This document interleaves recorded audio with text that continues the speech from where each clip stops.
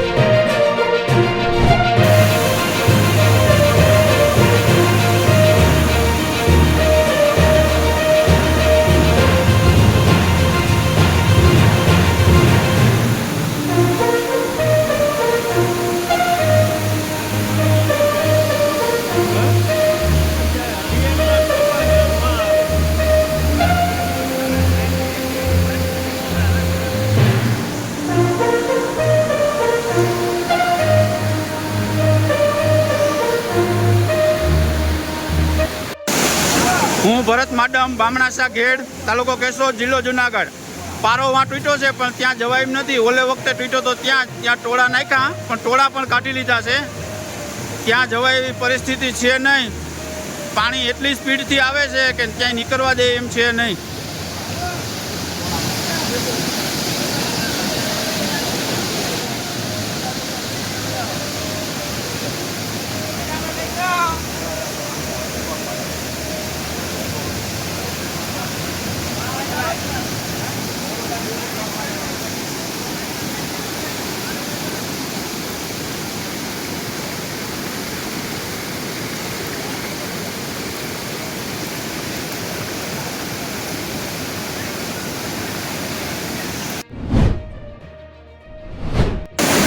મારું નામ કચોર દેવાચંદ્રાસ, બામણાસા ઘેડ।